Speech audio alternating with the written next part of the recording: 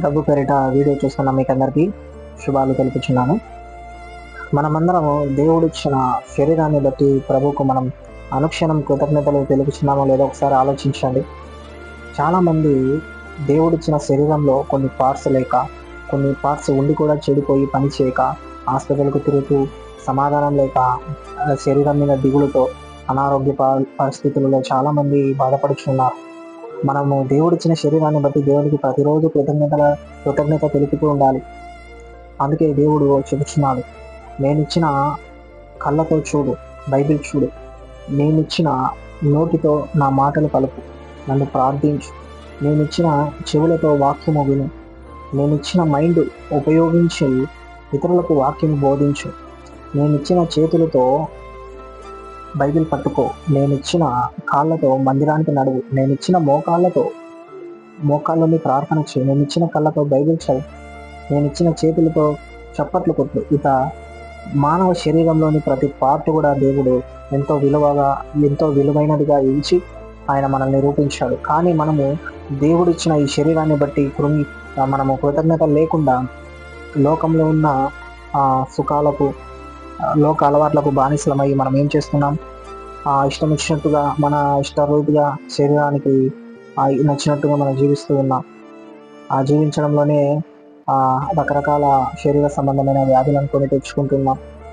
అలాగే దేవుడిచ్చిన చేతులతో, కాళ్ళతో మనము దేవుని మందిరానికి వెళ్ళకుండా, దేవుడిని ఆరాధించకుండా లోకంలో వెళ్ళి రకరకాల యాక్సిడెంట్లు, ప్రమాదాల గురించి చనిపోవడము, హ్యాండిక్యాప్టెడ్గా మారడం, అంగవైకల్యం రావడం, ఇలా రకరకాలుగా దేవుడిచ్చిన శరీరాన్ని మనం భ్రష్టు పట్టుకుంటున్నాం.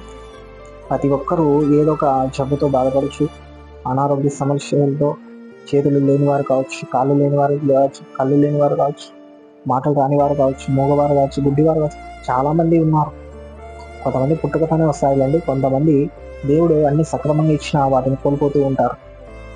దేవుడు మనకు ఉచితంగా ఇస్తే మనమేమో డబ్బులు పెట్టి ఆ వైద్యం అంట, ఆ తర్వాత హాస్పిటల్స్ అంట, ఇదంతా మనము తిరుగుతూ ఉంటాం వీటి కోసం. ఉచితంగా ఇచ్చిన దాన్ని మనము దేవునికి కృతజ్ఞతలు చెల్లించి దానిని జాగ్రత్తగా చూసుకుంటే మన లైఫ్ చాలా బాగుంటుంది. ఆలోచించండి. చాలామంది, నేను ఈరోజు ఒక ఆర్టికల్ చదివాను మొబైల్ ఫోన్లో, ఒక ఆయన చూసి చాలా వండర్ కదా, ఆస్ట్రేలియన్ వ్యక్తి అయిన ఎవాంజలిస్ట్, ఆయన మోటివేషనల్ స్పీకర్ నిక్ విజిసిక్కర్, ఆయన ఎంత గొప్పగా దేవుడి మాటలు ప్రపంచమంతా తెలుపుచున్నారు. ఆయనకు కాళ్ళు లేవు, చిన్న కాళ్ళు ఉంది, చేతులు లేవు, ఆ యొక్క బాడీగానే స్వింగ్ చేస్తారు, ఆయన పెయింట్ వేస్తారు, ఆ దేవుడు ఇచ్చిన నోటితో వాక్యం బోధిస్తారు. చూడండి ఎంత గొప్పగా దేవుడు ఆయన వాడుకుంటున్నాడు. మనకు కాళ్ళు, చేతులు, బాడీ, శరీరంలో అన్ని ఉండి కూడా మనం దేవుణ్ణి స్తుతించము, ఆరాధించము. ఒకసారి ఆలోచించండి. ప్రభు ఇచ్చిన దాన్ని బట్టి మనం ఆయనను గణపరచాలి, వెళ్ళవేళ మనం కృతజ్ఞతాస్థుతులు చెల్లించాలి. బైబిల్ అదే కదా మనకి, ప్రతి విషయంలోనూ ప్రభుకు మనం కృతజ్ఞతాస్థుతులు చెల్లిస్తూ ఉండాలనేది. ఎవరున్నారు ఆ విధంగా? ఎవరూ లేరు. ఆలోచించండి. దేవుడిచ్చిన ప్రతి దాన్ని బట్టి మనము ప్రభుకు కృతజ్ఞతాస్థుతులు చెల్లిస్తూ ఎల్లవేళలా ఆయనకు మనం దాసులుగా ఉండాలి. ఈ శరీరము, దేవుడిచ్చిన శరీరం, ఆయన శరీరధారిగా ఈ లోకానికి వచ్చి మన కోసం బలైపోయారు. ఆయన శరీరాన్ని త్యాగం చేశాడు మన పాపాల కోసం.